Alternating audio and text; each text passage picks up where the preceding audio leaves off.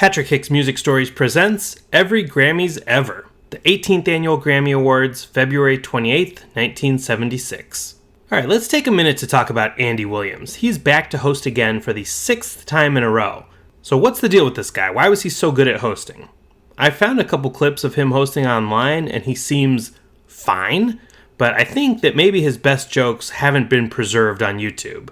According to the book And the Grammy Goes To, he's had some great jokes over the years, some pretty racy ones. In his first hosting gig, he made a joke about John Lennon's dong being out on the cover of the album Two Virgins.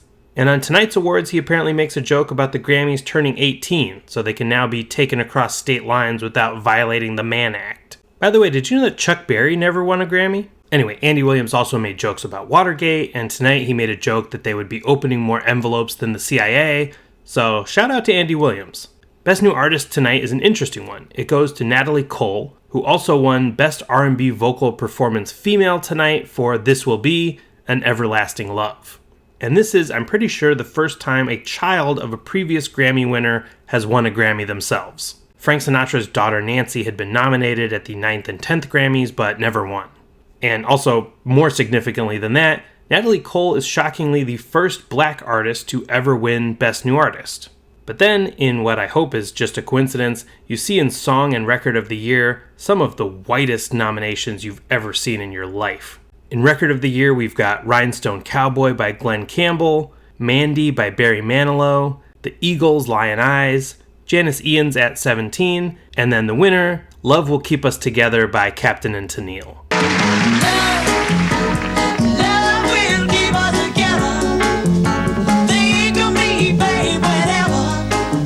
Song of the Year also featured Captain and Tennille, Janis Ian, and Glenn Campbell, but the winner in that category was the Stephen Sondheim song Send in the Clowns, which had been a hit for Judy Collins. Send in the clowns, don't bother, they're here. Now here are the nominees for Album of the Year. Linda Ronstadt gets her first nomination for Album of the Year with Heart Like a Wheel. Her old backup band, the Eagles, are nominated for One of These Nights. Janis Ian is nominated for Between the Lines. Paul Simon gets another solo album nomination for Still Crazy After All These Years. And Elton John back yet again with the album Captain Fantastic and the Brown Dirt Cowboy. But before we get to the winner, let's talk about some albums from 1975 that were not nominated. We've got a lot of returning faces to the halls of snubbery. Bob Dylan with his masterpiece Blood on the Tracks. It was such a great comeback album for him. Usually the Grammys love a comeback story, but they hate Bob Dylan. Pink Floyd, who managed to follow up Dark Side of the Moon with another classic, Wish You Were Here. No nominations. Led Zeppelin with Physical Graffiti. George Clinton, who never got any nominations for Funkadelic, also doesn't get nominated for Parliament's Mothership Connection. But then we've got a Hall of Fame class of newcomers to the Hall of Snubs.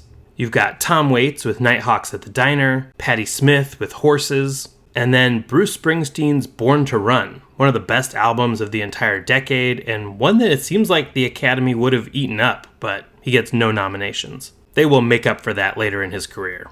And the Grammy goes to Paul Simon, Still Crazy After All These Years.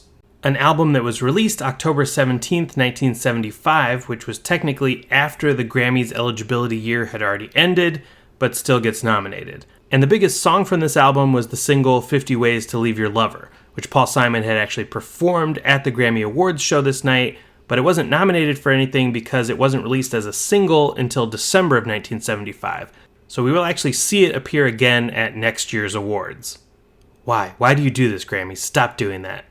But Paul Simon picks up his second Album of the Year Grammy, his first as a solo artist, and in his speech he thanks a bunch of people, including Art Garfunkel and Stevie Wonder, who he says thank you for not releasing an album in 1975. So thanks for tuning in. I'll see you next time for the 19th Annual Grammy Awards in 1977.